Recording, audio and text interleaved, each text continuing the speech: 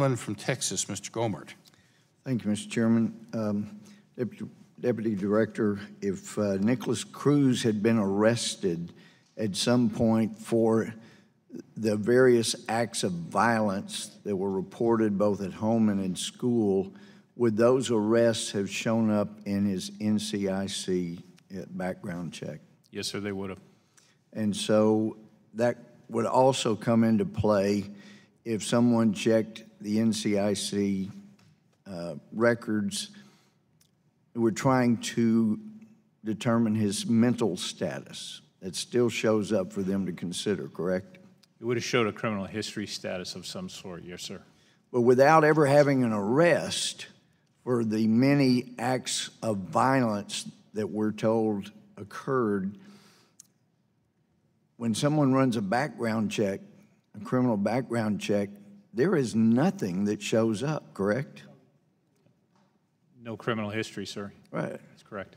So it doesn't matter how many people he threatened, how many chairs he threw, how many people he struck or assaulted, none of that ends up in the criminal background check unless there is an arrest, correct? That's correct, Senator, or Congressman.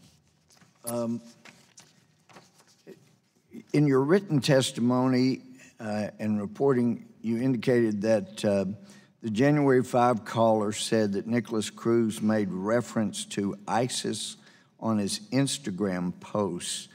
Does the FBI have any information about any connection there between Cruz and ISIS? No, sir, we do not. Has there been any investigation to see whether there may be any connection? There absolutely has, sir. We did a very extensive social media scrub on Nicholas Cruz. And just to give you a scope of the scale of these types of investigations, Mr. Cruz had over 1 million images alone, and we have reviewed tens of thousands, hundreds of thousands of pages, thousands of videos.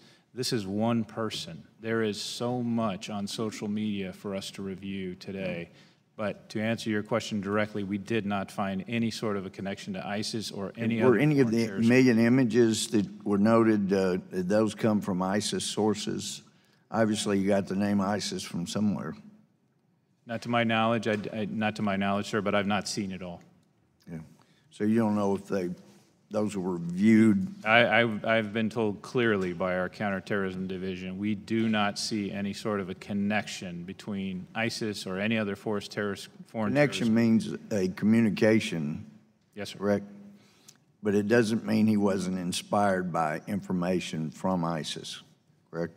That's correct, sir. Did the agent supervisor at the FBI's public access line at CJIS listen to the call made by the woman on January 5th?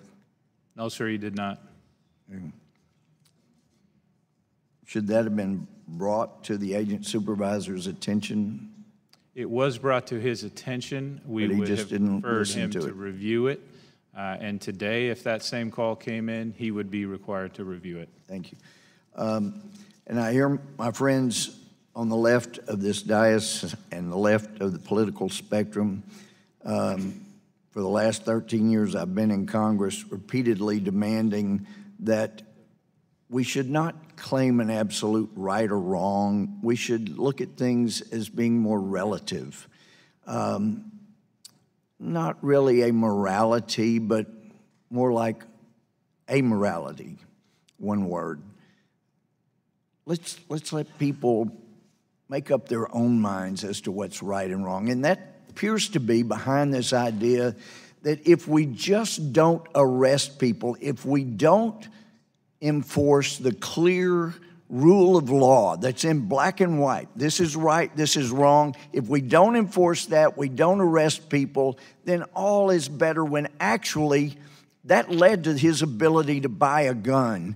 And the problem is not the gun, it's the one that holds it. As someone who spent 4 years in our military training with such weapons, it was not the weapon, it was the holder. Like the law, it can be used to build up or it can be used to destroy. It can be used to protect or destroy. John Adams said This Constitution is for a moral and religious people. It is wholly inadequate for a governing of any other. And I would submit we got to get rid of the Second Amendment, First Amendment, get rid of free speech because that offends people and causes violence if we are not going to get back to having a right and wrong. I yield back.